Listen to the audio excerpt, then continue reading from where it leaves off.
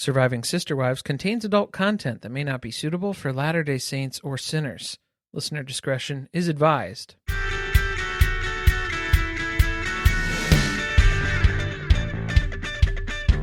Hello and welcome to Surviving Sister Wives. I'm Corey. And I'm Carly. And we're back and we've got big news since we last recorded. Sister Wives Season 20 has been announced officially by TLC. That's coming back September 28th? Is that the Sunday? Sunday, September 28th at 10 p.m. Eastern on TLC. There's a lot of important dates to remember now in September because, yes, that means that we're going to be doing Sister Wives, Special Forces, Seeking Sister Wife, Christine's book. There's a lot of episodes. So between here and over on Surviving Reality, make sure you subscribe over there as well. We got tons of stuff going on over the next few months. I really wasn't expecting to hear an announcement that the show is coming back in September. I know that there were rumors that might be the case. Rumors? The rumors and nastiness. Oh, yeah. Real Housewives of Salt Lake City also coming back September 16th. Okay, so that'll be a very important one, too. I don't know if we're going to do episodes, like podcast episodes of that, or if we're just going to do live stream, like reaction things afterwards. So we'll just do like an hour live after the episode airs on Wednesday nights, or I guess the premiere. On the Patreon. Yeah, and the premiere's on Tuesday, though. Which also, for if we end up doing that and it's on Patreon, we will make it so that the live is available to you. Even if you aren't a paid member on Patreon, you can just sign up as a free member and you'll be able to participate in the live as well. So that's what we did for our trailer reaction. We did the Sister Wives Season 20 trailer reaction. We talked for like an hour about it. So well, that's okay. over on Patreon if you want to check that out. A few minutes were just some technical setup stuff as well. And then there were a few things that were happening with the Patreon that were freaking us out every now and then because we hadn't live streamed from Patreon directly. We're working through it. But hey, that was part of the process. It was an experiment. And also, you could tell it was live. Like I said, they caught us off guard with the announcement. Very much so, yes. So it was very spur of the moment. We just kind of whipped that together very quickly for everyone available here. So we'll give you some of our kind of brief thoughts, but if you want to hear us talk about it at length, that's over on Patreon, patreon.com/survivingpod. And again, that's posted as an episode that you can go back and listen to, even if you're just a free member on Patreon. We got new promo photos. No one's in their color season still, irritating the shit out of me. Robyn's makeup, not looking good. She's trying to be a bronzed goddess. That was Meri's job, right? That is. She's just still trying to fill Meri's the bronzer. Boots. Yeah, but it's not doing Robyn any favors either. We've got the OG3 in the foreground is the front. So what's the back? The background. The background. Thank you. I figured you were going to get there, so I just kind of let you. It was a let her cook you sort let of me moment. go on that journey by myself. Well, huh? it was a Thank let you. her cook moment. I figured you were going to land there. So yeah, we got there. I'm just wondering what that's going to mean. Are we going to get a lot more of Cody and Robyn? There was certainly a lot of them in the trailer. Or is it just visually that was how they made it look most interesting? I mean, what story are they trying to tell at this point? I don't want Cody and Robyn to be in the forefront of the show. They're not that interesting, but if they are the most willing to film because they have no other source of income now, maybe that's why. Is that the emphasis now that's being placed? But it seems like we could have flip-flopped. It felt from the trailer almost like it might be a Cody redemption arc season, which is what we thought last season, which did not play out. They're trying real hard. And that was when we were talking on the live. I thought maybe this would be in response to him going on Special Forces.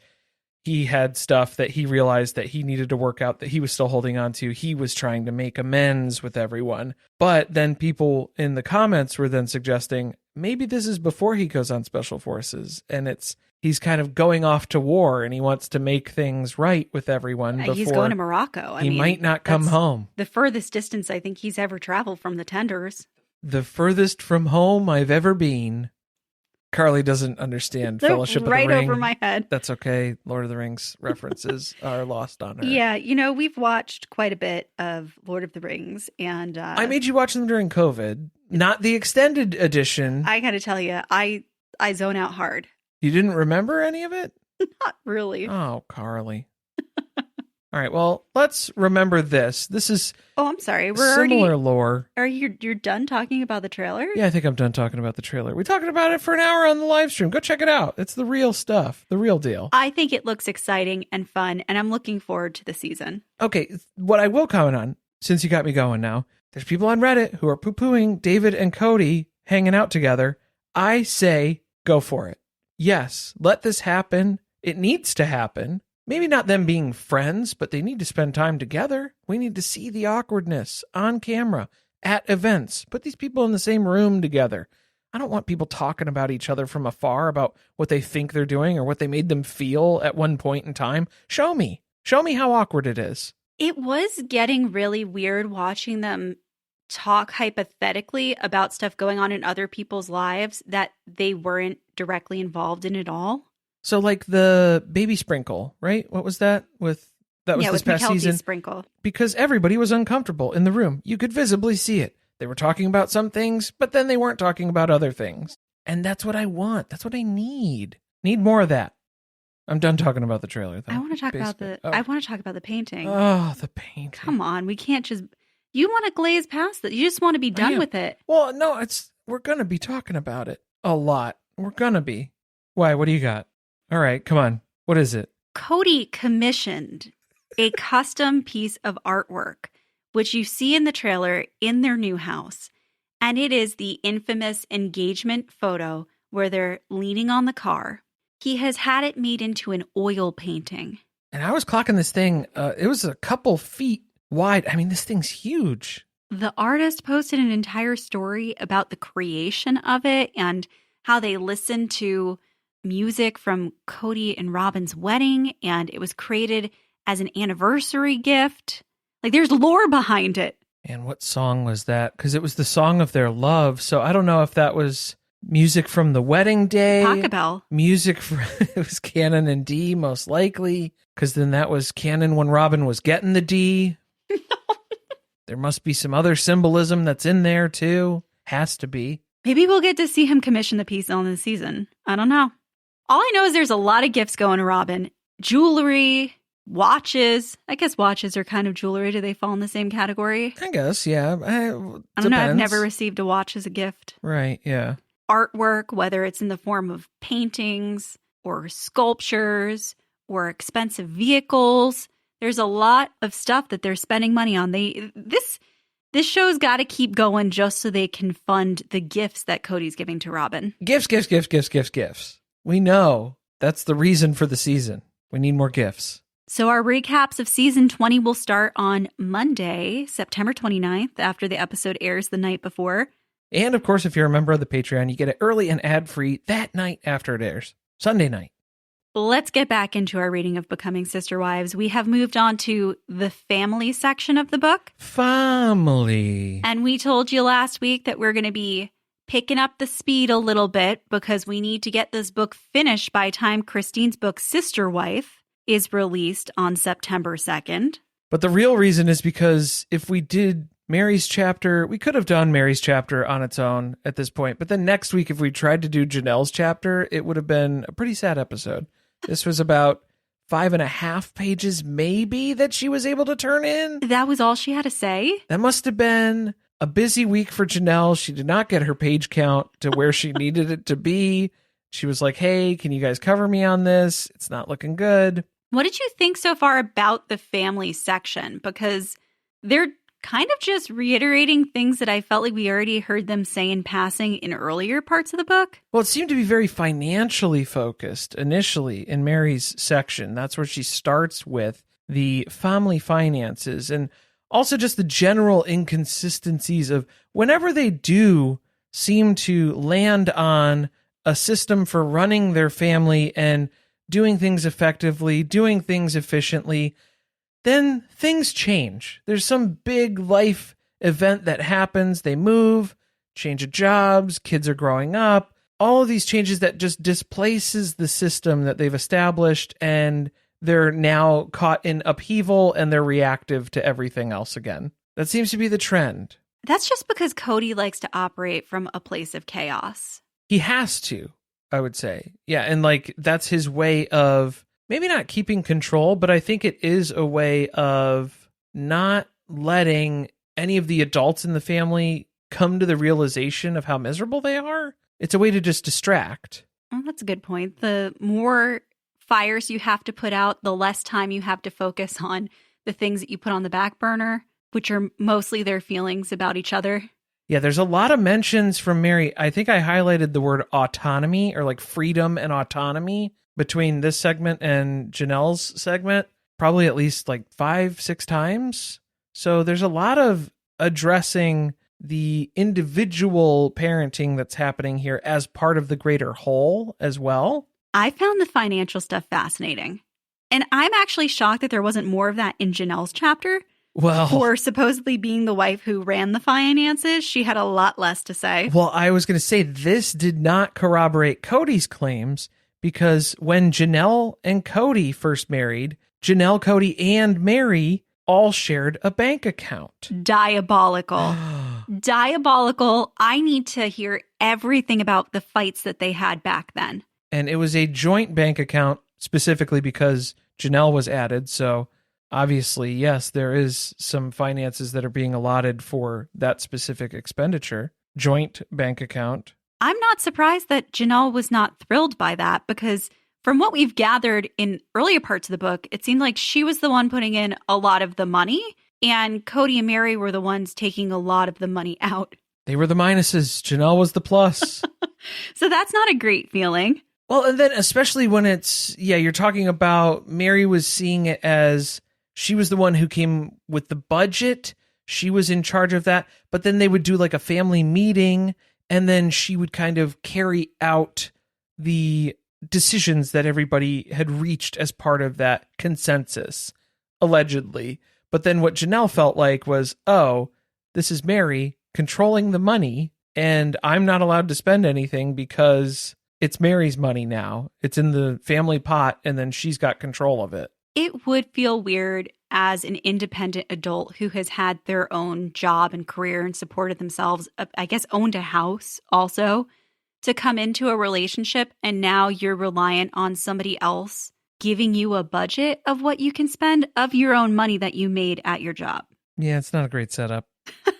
I mean, I also feel like you can defend it the other way around, which is they had insight into all of the money that the three of them were contributing and where it was all going, which seems to be the insight that they lacked once the family grew and Robyn came into the picture. Yeah, because Meri was making that abundantly clear that as the other sister wives joined, subsequent sister wives in the expansion of the family, they all kept their finances separate. So we know at one point they were there is a family pot, a family pooling of money that happens here.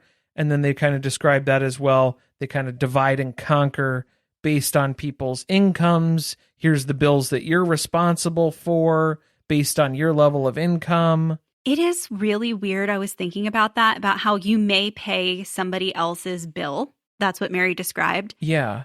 Which I get for the purposes of dividing and conquering, which she described. But I'm thinking about being a lender and lending them money under somebody else's credit history.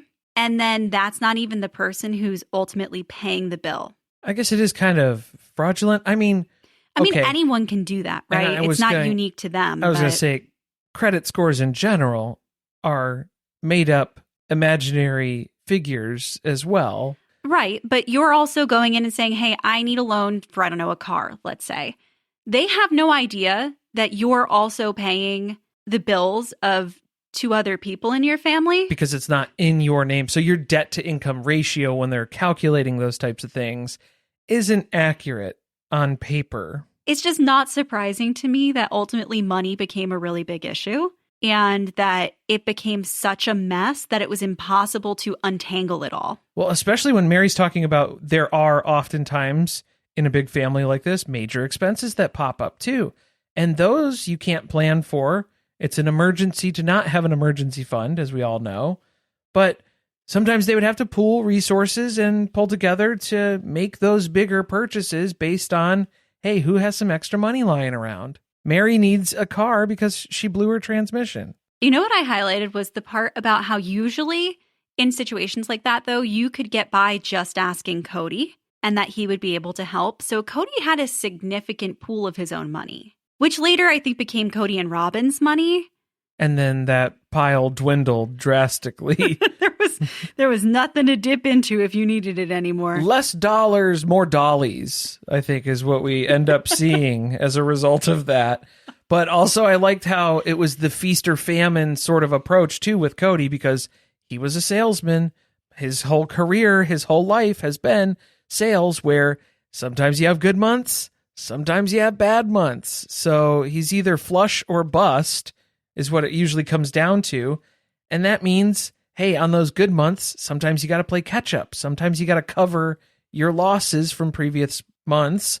Or maybe you're doing a special trip for a wife and her kids to Hawaii, even though you did an 11-day honeymoon. And no. It's time for another trip. I'm sorry. That was grocery money that Robyn saved up. Well, that's cutting coupons. Meri is attributing that to a different source. She's saying, hey, sometimes Cody might, do something fun with the extra cash that's lying around. Sometimes. Isn't it extra insane that they were used to that being how they lived because Cody worked in sales? And then when they moved to, oh my God, I wanted to say Utah. When they moved to Las Vegas, they all wanted to pursue real estate, which is a very similar situation. Flush or bust. Yeah, yes. If you're selling houses, business is good. And if things aren't so great with the market, you got to have something, a backup plan, or you have to have like a nest egg that you can rely on that you can pull from. So they decided that the whole family was going to get into a similar type of career. Yes, we're all in or we're all out. Hopefully we all hit at different times.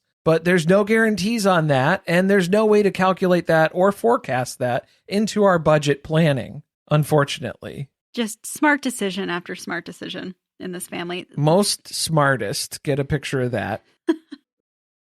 Her house. So Meri keeps a quiet and orderly house, which sounded lovely to me. Yeah, this sounds like a win. This sounds like a W. And also, Meri's alluding to the fact that she's kind of the disciplinarian sort of initially here, because they kind of reached a general consensus about the parenting and how that would be done when the kids were younger. As they get older, more the teenage years, it kind of falls to the bio moms, if you will, to sort of decide, is this a punishable offense? Is this something worth pursuing? So when they're talking about the disciplinary actions that are going on here, I think they're referring to more so when the kiddos were younger. What's interesting about that is that I think a lot of people perceived on the show, because we hear about the past and what it was like when the kids were little and how Meri had a big role in disciplining them, that whatever happened between Meri and Christine, that was the big fight they had related to discipline, that there was a decision in the family to stop letting Meri in particular discipline the kids. But in the book, she's making it sound like the reason for that was just that it became a lot more complicated as the kids got older, because there was a lot of area of gray of whether or not what they did was a punishable offense. But at the time, I mean, Meri was very big as they were young, when they were little, instilling this strong sense of respect for both people and things in a household, specifically furniture, when it comes to furniture. Because as we know, Meri definitely has furniture that has outlived some of her sister wives.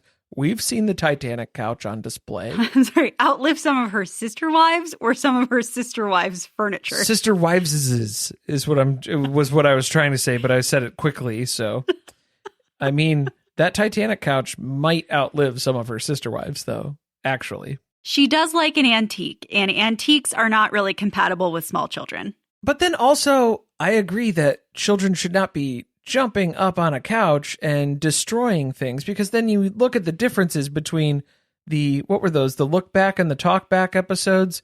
Take a look at Meri's couch. Take a look at Janelle's couch. One's been a little bit more lived in, I suppose. I think Janelle is a little bit more loosey-goosey when it comes to the animals and creatures that are climbing all over her couch. Look, I agree with Meri on the fact that kids need to be raised to respect things, not just people.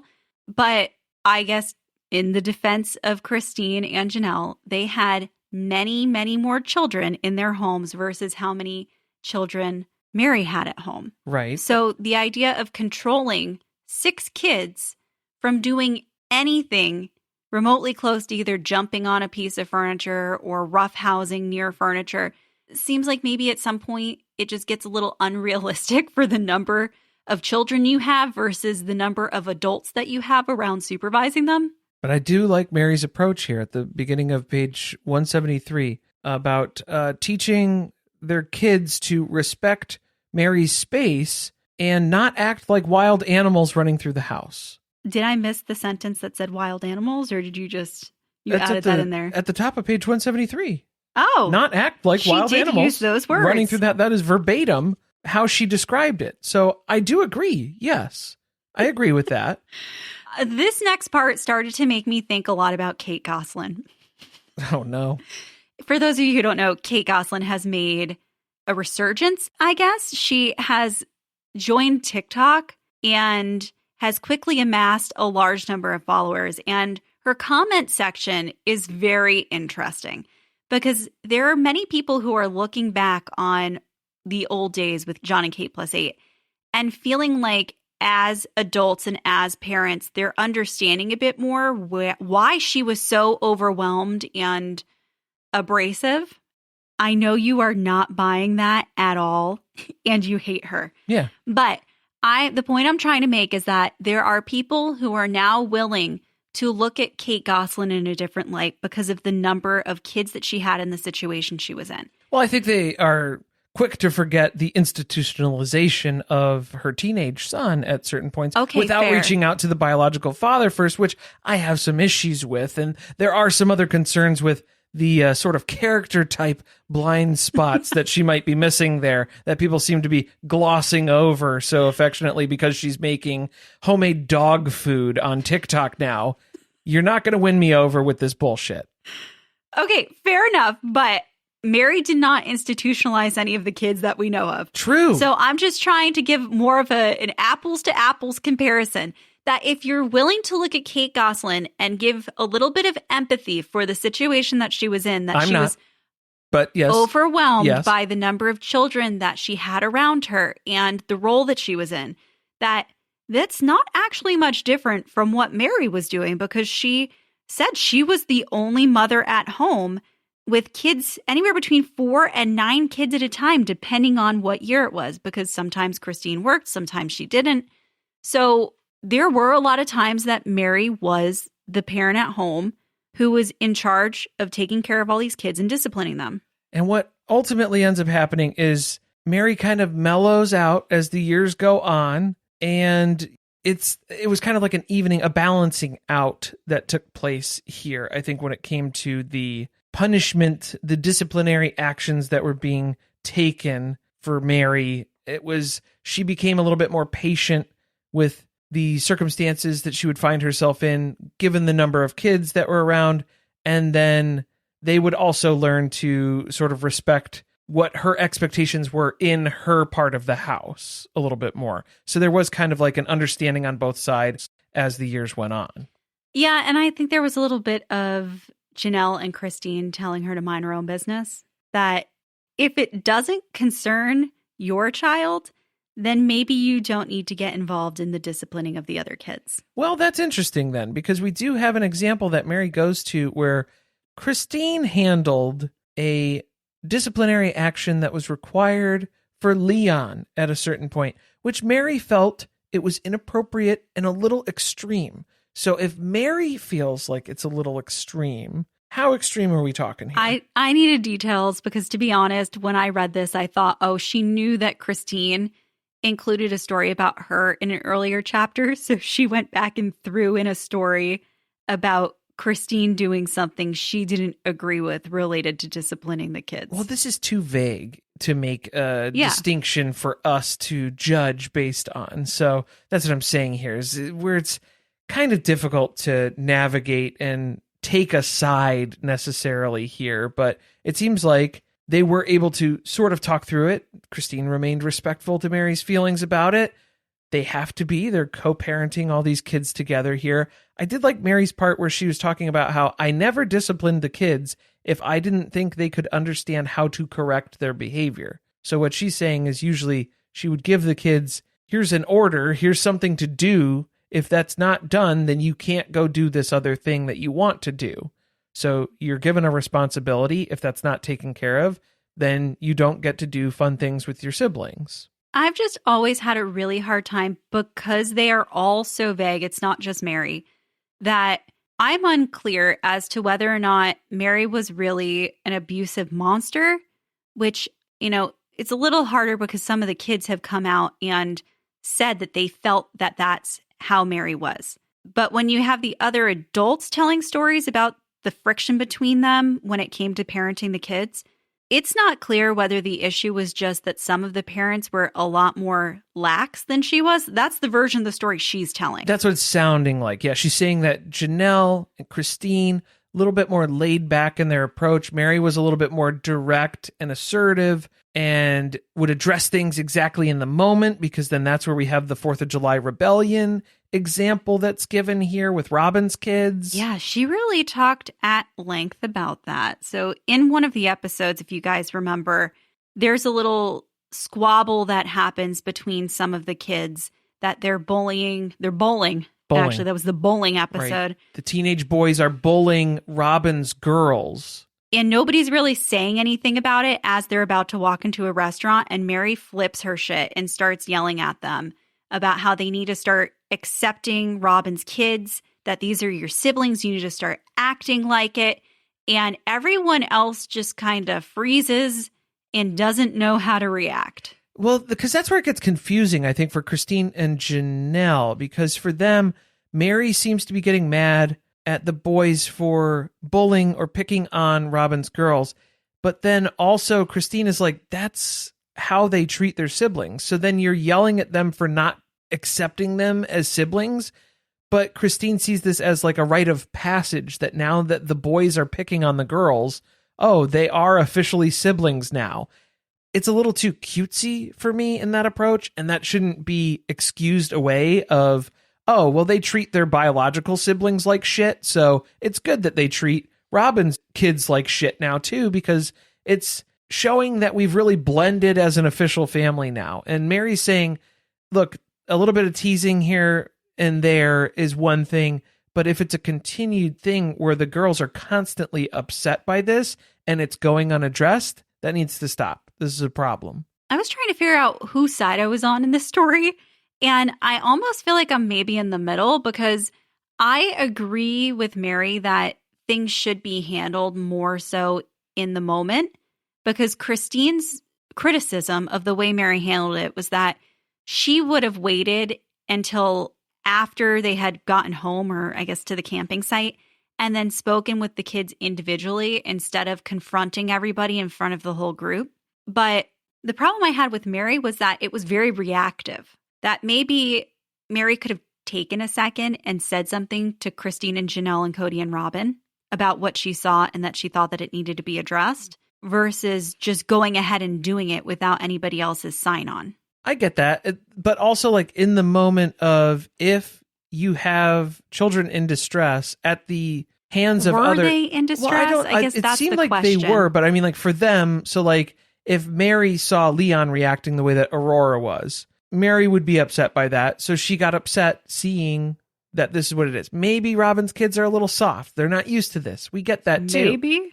At that time, we know that's the case. That was kind of what they were going through. This was a big transition. This was a big shift. And I think what happened there was where Meri was kind of laying down the law, and then she's looking around in the moment and nobody else is backing her up. So now it seems like she's just the enforcer here who's going out on a limb, and then she's kind of left there to hang, it's just... I have a feeling that happened quite a bit. And actually, in Janelle's section, she makes it sound like that's not how things go down, that they back the parent who's doing the disciplining. But this story shows that that's not always the case. I think what upset them was that it brought down the mood. They were going to go to dinner. They were going to get pizza. They're on a family trip. They're trying to enjoy themselves. And Meri made a mountain out of a molehill. I think is how they viewed it. Yeah, or like that Meri was upset enough in the moment where then it becomes everybody's problem. Yeah. So like that was kind of how it was viewed in that moment. I don't think that was exactly it. I think if you don't address it in that moment, then you're making the kid who is being bold at that point, they don't feel seen or heard in that. Because if you're going to address afterwards of the kids who are doing the bullying and quietly handle that on an individual basis, again, you're kind of leaving the kids who were being bullied out of that conversation in a way. So unless you're going to check in with them individually too and make that clear that, hey, I saw that, I noticed that, and Meri was kind of like trying to make a stand for them publicly in this way, I guess, to make it seem that like, hey, this isn't acceptable. Yeah. I'm also not so sure she thought it out completely before she did it. I think she just did it. She was popping off. She saw something that upset her. She reacted to it. And then everybody else got upset that it caused everyone to be emotional because they don't like yucky emotions in this family. Yeah. We're not really looking to deal with those. Can't deal with that. Dating. Something else that's yucky. Oh, do we even agree? Like, can the parents in this family come to a general consensus conclusion about what constitutes a date? It sounded like they couldn't even agree on that. So what is dating? Okay, this is where I think having teenagers gets complex because the kids all have different explanations of what it is they're going out and doing and who they're hanging out with. And depending on which child you're talking to, you may be getting a very different story of what that looks like. Because is a group hangout, like a collection of teens and friends, is that a date? If you're happening to be in a group of teenagers? Isn't that how most teenagers date? I don't. Well, Come I mean, on. like, that's how most teenagers end up dating. Well, I think is that you're in a collective group and then slowly it becomes that the group dwindles and then all of a sudden you're now having individual dates with somebody. Well, this is what Meri's trying to figure out. What constitutes a date? She said, is it a group of kids hanging out together? I would say that that's just friends. That's friendship. So is it boys and girls being in the same vicinity? That's enough for Cody to constitute that as a date? That's what I'm saying. Is like, that's a stretch, right? That could be a friend group. So I don't think that would be considered dating necessarily. That's where I'm saying it depends on which kid is giving you the story. Because and there's also that what they're saying here as additional details, or when there's a romantic interest involved, like anybody that you kind of have a crush on or think that you're liking in a particular way. If you're spending any sort of time with them, is that a date technically? Or is it just when two kids are hanging out one-on-one? Is that a date? What is dating? This is where it becomes so difficult that you're trying to police teenagers who to some extent are going to do what they want to do, right? Because they're hanging out in a group and relationships sometimes just develop naturally that it's hard to say to them, do you have a crush on anybody in this group that you're going to hang out with? Because then you're not allowed to hang out with them anymore because now it's a date. Are they going to be honest with you? Probably not. Yeah, and like I like the people. That's why I want to spend time with them because we have fun together and, you know, like those sorts of things. Like it's hard to compartmentalize. Like I'm not going a courting. So that's not my intent, if that makes you feel better. But also, I don't know. Like that's not really how I'm quantifying my interactions with my teen peers. I don't know how much I want to talk about the next few paragraphs because it involves Leon and how times have changed just in general and I don't know that Leon probably is thrilled that this book exists and what is written in it is here for us to read off of the pages. Carly, if you didn't like this part, you're really not going to like the last chapter of this book. I don't know if you remember, but I don't remember. Okay, yeah, because Leon is the crown jewel that Meri keeps coming back to about how great it is that they're ready to live the lifestyle and be polygamous as well and all of these great things, remaining virtuous and chaste before their doctor career takes off. Yeah, you know what did make me laugh was Leon is committed to doing at least a few years of college before getting married. And they did. And okay. Right? Leon graduated. Did a lot of college. Leon graduated and then was planning for more college. So there was like an in-between there. I'm just saying the bar in this family is you want to be a doctor? Okay. You got to get a couple of years of school under your belt before you run off and get married. Minimum. Even though you're going to be in school for a long time becoming a doctor. I did like that Meri had to put the age brackets on here. Kids should at least be 16. Well, I wish that you and Cody would have taken that into consideration on your first courting attempt. You just barely waited, huh? Woo! Yeah, you guys were just under the wire on that one. So at least there's some standards. I'm not understanding how Janelle had so little to say, and Meri's getting into the details of grocery shopping about how it's just Meri and Leon at home most of the time, so it doesn't make sense for them to go on the big grocery shopping trips with Janelle and Christine. Plus, they have very different eating habits than the processed food garbage that Janelle and Christine eats with their families. I think that's what she was implying. Yeah. She's an ingredients household. Yeah, there's stuff it's a little different. Prepare. There's not grab and go things. It's fruit and veg, a lot of fruit and veg. And then other things that need to be prepared, like salad and fish and chicken.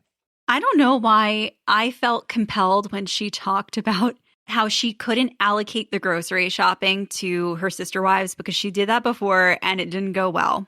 Yeah, let's talk about that a little bit more, about how particular Meri is with the bananas that she gets from the supermarket. We've seen them. We've seen those bananas featured. Oh, don't we know? Don't we know? She likes her bananas a certain color, a fleshy pink tone. Yeah, to them. I think that's what we're really going for. Yeah, that was an unfortunate example for her to give. The whole time, though, I just thought to myself, I bet you I could do this grocery shopping for Meri. You think so? I think so. I think that if I was her DoorDasher or her Instacart shopper, that I would get a nice tip from her. Okay, well, let's test this then. Meri gives you a list, and then she has lettuce on it. What lettuce are you picking up for Meri? Okay, so first of all, I think we can use the actual names of the things that you want. Just don't call it lettuce. Call it the specific lettuce that you want. I think that Christine is going in there and she is buying and Janelle, the cheapest head of lettuce that they can possibly buy. They're getting iceberg. And I believe that Meri is more of a butter lettuce kind of gal. Ooh, I was thinking romaine. Okay. Kind of middle of the pack, romaine. Middle of the pack? Yeah. Romaine's great. It's nutrient dense. Okay. Maybe she likes a little kale. There's no way the kids are eating kale over at Janelle and Christine's places. Absolutely not. Yeah, now I'm just picturing for the nights when Leon is going and having dinner at other houses, which Meri has mentioned that happened frequently. I'm just thinking of Meri having dinosaur time alone in her kitchen, just shoveling greens into her mouth. I just don't think that it's that hard to figure out how somebody else likes their produce. If she likes the bananas a certain way, you can learn that. And then just tell her to actually write what it is she wants. Don't just say lettuce. Tell me what kind of lettuce it is that you want, and that's what I will get. See, I think maybe that's kind of there's like two parts of it where it's like Meri on her list isn't specific enough. And then Janelle and Christine are like, I don't have time to remember Meri's preferences for lettuce. And so it's just kind of like a wash as far as Meri isn't willing to provide the additional instruction that's necessary. But then also, yeah, what bananas do you think they're picking up? It's probably not going to be great quality. I mean, like, who's going to pick a cantaloupe that is going to appease Meri's melon preferences that are required here? She's not going to be able to write out the specific details of how it needs to sound when you tap your thumb on the bottom of it or something. Oh, well, now we're opening a whole conversation about how you make sure that you pick the right melon. Well, this is what I'm saying. This is one of the first episodes of the Golden Girls. Okay. Well, yeah, but I don't think Meri would be able to provide the amount of instruction necessary to meet the standards that she has. It's just a big drawback when you have sister wives to not be able to allocate the grocery shopping to somebody. That would be something that I would love to cross off my list. It's terribly unfortunate that, yeah. But, because between Christine and Janelle, that's easy. Yeah, sure. Hey, you need to grab some stuff? I need to grab some stuff. They're doing the shared haul sort of method as far as what they're getting. Why was Robyn always hanging around Meri's house? Because they had family dinners. Yeah. But we don't really hear that Robyn was spending a whole lot of time with Christine and Janelle's families. No, it seemed like these were just off the cuff. It was like impromptu stuff, not really planned out, but it would just be, oh, we happened to be hanging out. We lost track of time. I think this was calculated moves by Robyn, who didn't want to make dinner. And she was just expecting that Meri would just make dinner for her and her kids. So that's how she saved all the grocery money to go to Hawaii. Yeah. Eating at Meri's house. She is eating. I had to be careful with where that sentence was going. She's going. I'm relieved you backed off. She's going to eat. Nope. No. I'm just going to say it. She's going to eat Meri out of house and home. Nobody was rushing to eat at Robyn's place. No, nobody's looking for spaghetti with cheddar cheese shredded on top. And Prego sauce straight from the jar. Dear God. Yeah, I feel like this was a calculated move by Robyn in avoidance of yet some more home tasks that she was incapable of providing. But yeah, the family dinner Friday, where they were talking about everybody in the family met up for that.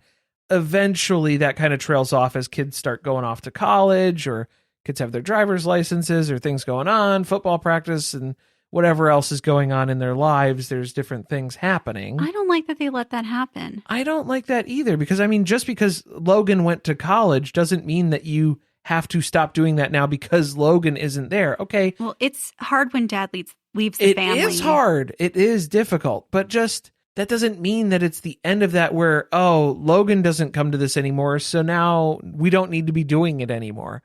I think that there's still something very valuable about doing that, a family dinner Friday. I get it. Kids may have activities and some things you can't get out of, but if it's just they have their driver's license and they want to go hang out with their friends, cool. You can do that after we have dinner.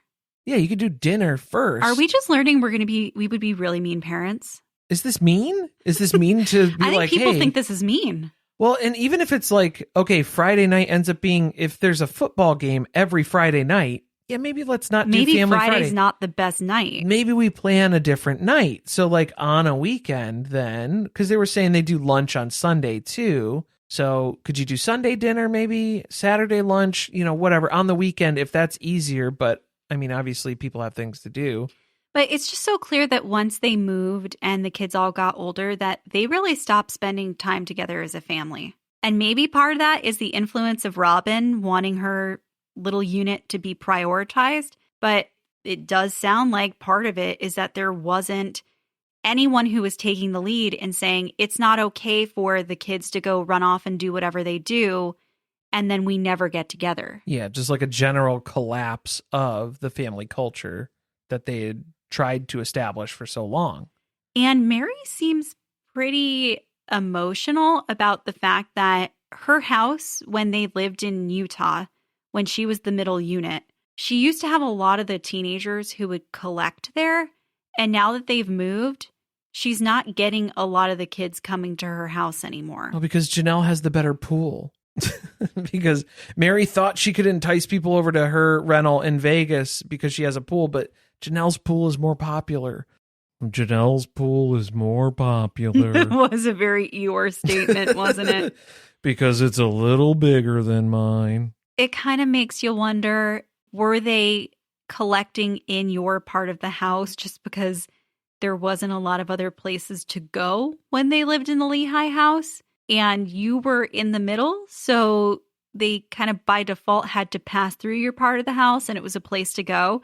And now that they have more room to spread out, that they're not coming around anymore? Because a lot of the older kids, they didn't really like Meri, right? That's kind of what we've learned. I mean, I did like this as a part of like the benefits of polygamy sort of aspect too, where it's like you do have the different wives, the different homes, and kind of the spaces that they each cultivate. So I think that was kind of an interesting part of this sort of exploration here of Meri's space and what that looked and sounded like for the most part. And also just like the level of attention that Meri was talking about too, because sometimes it's just if the kids are feeling a little bit lost in the shuffle in those bigger groups, they can come to Meri's house where she's a little bit more attentive, where there's not 5 other kids running around in this house too at the same time. Did you expect the kids that she mentioned she had close relationships with to be the ones that are in the chapter? No, I thought Gwen would come up, but it was Isabel. I didn't like the way she talked about Isabel. This was more of a shot at Christine almost, about how like Christine doesn't really get along with Isabel because Isabel can be a little bit of a handful sometimes. I don't like that. So she said when Isabel is being particularly needy. I don't like positioning a child's unique needs as being an inconvenience, which is kind of the way it's written, that she's a handful for Christine. They get tired of each other. So she comes over and finds this place with Meri that's like a refuge for her. And Christine often jokes, maybe Isabel should move in with you, Meri. And Meri doesn't think that she's always joking. And there was that one episode where she wasn't joking. It didn't last that long. No, it didn't. No, that was a shame that we never got a follow-up to that. No explanation of why they had Meri completely redo a room in her house. Moving in, moving out. And then it seemed like maybe they spent the night and then the kids were gone. That was about it, yeah. Yeah, with 5 other children, Christine sometimes doesn't have the patience for Isabel. See, that rubbed me the wrong way. Maybe what I don't like about it is they are always so focused as adults on making it appear that you have a problem. Something's a you problem. So this is an Isabel problem, that there's something wrong with you, Isabel, that you are too needy. You demand too much of your mother and she doesn't have patience for it sometimes. I didn't like that. Anyway, Dayton. She also has a close relationship with Dayton because they share a birthday. And that's the beginning and the end of it. Where he gets a bonus day, too. Well, he'll get a very special interaction where it's just him and Meri. Because normally it would be on a kid's birthday, it's time with Cody and their bio mom. But Meri has taken it upon herself to also have a special day for just her and Dayton. It was really awkward, now that I'm thinking about it, that she goes in depth about Robyn giving birth to Solomon and the excitement of having this baby that she can form a lifetime bond with. And there's zero mention of Solomon from Janelle in her chapter. Oh, she might have forgot about him.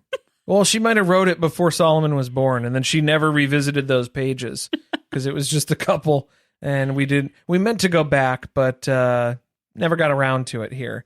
But I mean, Meri, her emphasis seemed to be the added bonus of the relationship with Robyn was the relationship with Robyn's kids, which that made me think of the later seasons when during COVID and stuff too, when Meri is fully in isolation in her house in Flagstaff and Robyn never brought the kids over. She showed an interest in Robyn and having a relationship with Robyn's kids the whole time and got nothing out of it.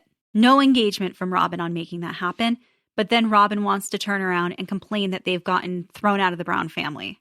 So that's some shit. Yeah, right? It is some shit. I mean, it really is. I don't really remember Robyn's section of this, so I am very much looking forward to it. I know. I'm thinking about it already. I'm wondering what she wrote in here. We're getting close. She kind of just continues to ramble on throughout the rest of this about how nobody comes to support Leon.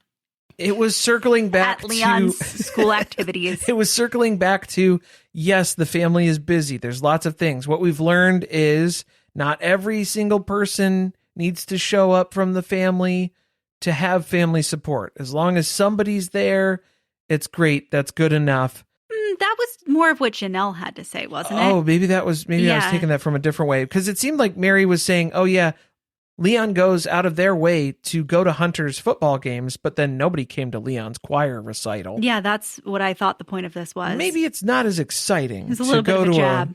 To go to a choir recital versus going to a football game. Maybe that's not, and like what time was the choir recital? Is it like during the middle of the day? Are people working? I'm just saying, like, there's different reasons why there might be more people available to go to another sort of event on a Friday evening versus a choir recital at some other time. But that does suck for Leon because Leon doesn't have any direct biological siblings. Play football, Leon. In Meri's household. Play football, Leon. And then nobody from the other households are showing up. You got to get involved in things that people can go to. Choir recitals in the middle of the day. Can't go to it. You're making some major assumptions about this choir concert. I don't know what the choir concert was. Maybe it was around a holiday or something. Also, none of the adults hang out with each other. It happens like once a month, and then they avoid actually talking to each other in a social sense and focus strictly on business. Oh, the terrifying thing that I had too was that Leon is often over at Robyn's house helping her out with the kids and is happy to do it. How many people need to help Robyn raise these kids? A lot of people. It's a lot.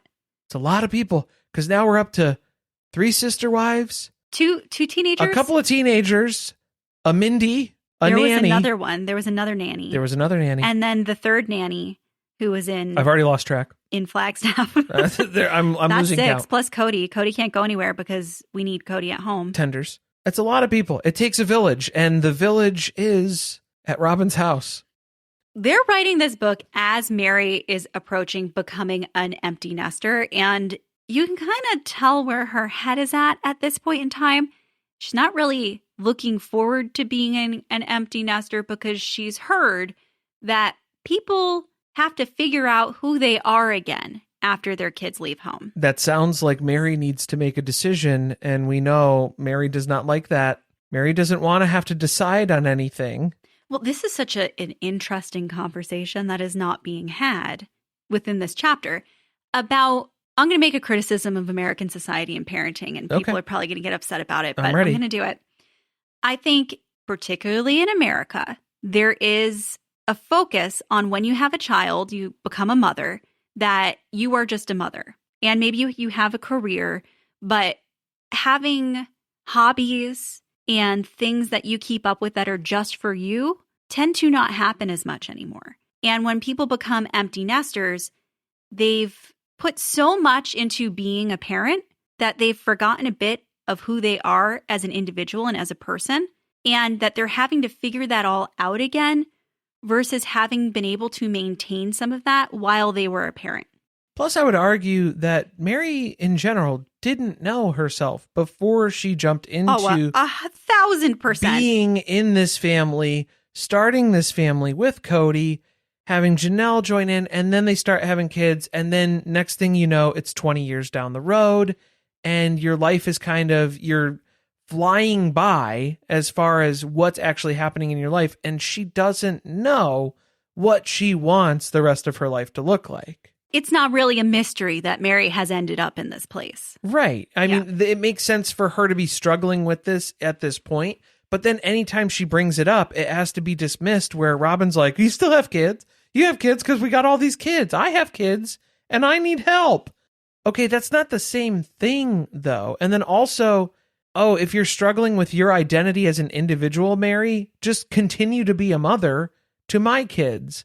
That doesn't fix the problem. We don't want to talk about what the actual problem is, though, which is Meri kind of losing her identity and not being sure what she wants out of life. Excellent points. But that's all Robyn can fathom. Mother is most you can hope for. That's the top of the list. No other hobbies necessary. As she's writing this book, there are 3 paths she can take. Continue schooling to become a counselor working with at-risk youth. Pursue a family business by doing some humanitarian work. Our family business. What? Okay, I thought there was a missing comma. My sister wife's closet. I thought it was pursue one of our family businesses. I thought that was the statement. What is the humanitarian work that they're doing as part of any of these family businesses that we've seen? Maybe she means HR. Human resources. Maybe that's what she meant. Was making jewelry as part of my sister wife's closet a humanitarian effort? Did they have like a Tom's 1-for-1 donation for each one that's bought sort of thing that they never advertised? Or even when they did the Live Green Juice thing? I'm sorry, where's the connection? The LuLaRoe leggings? Is there something that I don't understand here? I don't think that's a good cause, no.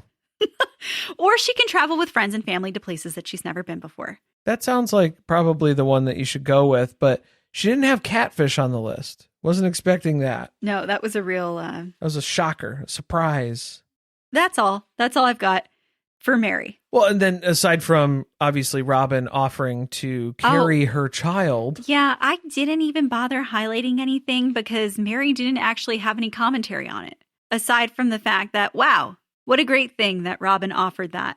I'm not really interested. Not interested. Thanks, but no thanks, I think, probably. But again, it comes down to these are choices. There's no right or wrong, but they are choices, and we know how Meri does with choices. She just kind of meanders around. Stops addressing it until the clock runs out on some of those things, and then she just goes with whatever's left. Chapter 10, Janelle. This will be rather quick because as we've been talking, we addressed some of the stuff that she said that was in direct conflict with what was in Meri's section. Well, I loved how we jump right into it, too, with the parenting conflicts that were initially, when they started having kids, they had to address this as collective parents, co-parents here in this family system, where some of the adults, Janelle doesn't want to name any names or anything, some of the adults didn't want Logan to climb on the couches and play with the pots and pans in the cupboard. Did they not read each other's chapters before they finished this book? I know Janelle didn't read Meri's chapters. Meri outed herself as being the parent who had issues with this. So why are we pretending, like dancing around it in your chapter?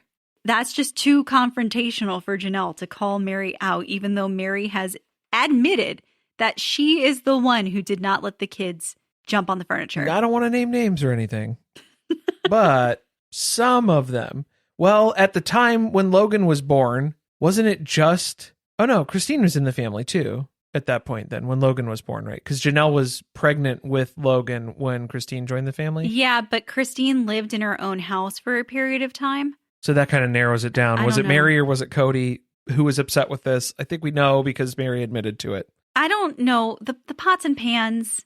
I did that. I took all the pots and pans out of the cabinet and then sat in the cabinet. So, yeah. Oh, so, well, do I find an issue with it? I don't know. You liked hiding in the cabinet. I would play the drums on the overturned bowls that I would bring out. Oh, yeah, no, I was just discarding them because I didn't eat these. Yeah, they were taking up my space. Right, you needed to get in there. This is my hiding spot. Good, yes. I guess I would be irritated if I had to put all the pots and pans back and Janelle didn't. Right. Okay, yeah. Because Janelle's at work, so Meri's got to do that. The picture she's creating, though, because she calls herself a permissive mother and that she allowed Logan to just crawl and climb wherever he pleased. You can tell that had to be a real issue for Meri. They couldn't be more different in those ways. And I think that was the initial phases where Janelle was realizing, okay, maybe we are a bit overprotective. Things kind of mellow out. Everybody finds a happy medium, level playing field here to address from, where kids need to be kids. They need to explore. They need to be autonomous just like we do. I think it's also reflective of when you have one child to focus on and there's all of these adults, it's a lot easier to say, this is the ideal way that we want to do things. And then when they had suddenly a whole bunch of kids around the same age in diapers and they were outnumbered, that they had to become a lot more flexible with what the environment was going to be like. You got to survive. Yeah. I'm trying to find stuff to talk about because we already talked about the whole issue with teenagers and how it's yeah, she a lot backs different. It up. Yeah, and she aligns with that. She confirms that, yes, there's just too many different variables. For some parents, there are things that are way more important and how that's addressed. So usually it's just left to the particular mom. There's not too much cross-parenting that's going on in the teenage years, but she did make the point of having eyes and ears everywhere. That's another benefit of polygamy too, is that Janelle's kind of a snitch. Sometimes, you see a kid walking down the street, maybe they shouldn't be there. She makes a quick phone call to that mother and then is like, hey, should this kid be doing this at this particular time and place right now? Because I just saw something. Which child do you think it is in this hypothetical scenario? Which one did your mind go straight to? Oh, I thought it was Leon. Really? Yeah. No, I went to McKelty. Oh, yeah, I think McKelty's walking the streets, going to hang out with some friends that she's not supposed to be with, in a group with a boy. They were just always up McKelty's ass, so that was my guess. No, see, usually it would be Meri who would rat on McKelty very quickly. Oh, yeah. She's just circling the block looking for her to leave the house. Yeah. So she can report it to somebody. Waiting for an opportunity to pounce and to strike. She admits that she really never follow through with any type of punishment, so the kids do not take her seriously. She is a self-admitted softie, as she's describing it here, and how her own kids tease her for never enforcing anything that she threatens them with. And she is very quick to follow up, this is mostly true, because like there is no rebuttal. Yes, I may say a lot of things, I do not follow through with it, which is, yet again, another benefit of polygamy, because if it had just been Janelle raising these kids, they would have been running wild. They would have been running amok on her. She would not have the great kids that she has right now because they needed the structure and the discipline that was provided by Meri and Christine and Cody in comparison to just Janelle by herself, what she would be able to do. Which is what she said. Those are her words. Yeah. I mean, yeah, for the most part, yeah. That's the general idea here. But now we get back to Janelle's version of the financial autonomy conversations here a little bit. I got to be honest, I didn't highlight anything in that section because she didn't really reveal anything interesting for being the one who is supposedly in charge of the family finances. I wanted more tea. Well, I think that's what's interesting part of this, because then again, that just proves Cody's whole theory of he blamed the wrong wife. If you want to blame anyone for being in control of the finances, you should have blamed Meri, not Janelle, at least for the initial years. He was already directing so much at Meri. He had to come up with something for Janelle, so that was her unique gift. Well, I think the other crossover here is that it's just Janelle and Christine have a lot of similar territory that they have to cover between their kids, and so they're usually the ones relying on each other, especially for like the bulk of shopping and stuff like that, groceries, food that's in the house. So we learn confirmation here that they are not ingredient households. There are some easier things to just grab and go. And kids are coming into these houses, they're grabbing and going. As we're going through this, I'm wondering if somebody created an outline for them about what the section's supposed to be about. And it was like, talk about parenting styles, talk about finances, talk about the kids having attachments to other mothers, talk a little bit about dating and what it's like to parent teenagers together. Because those are all the points Janelle hit on, but in the most succinct way possible, where she at some points only provides one paragraph to talk about that topic. Yeah, pretty much. Yeah, that's what was going on here. I mean, she called out more of that.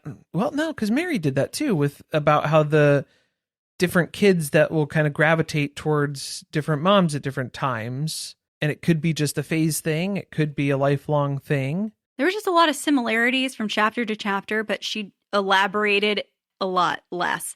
And it made me think, is this really what Janelle wanted to talk about? Because Janelle didn't want to write this book. She had so little to say. She didn't want to write this book. She's like, I'm just here so I don't get fined. It's a cash grab. This is just, if you're going to put my name on it, if you want to write something down for my part too, go for it.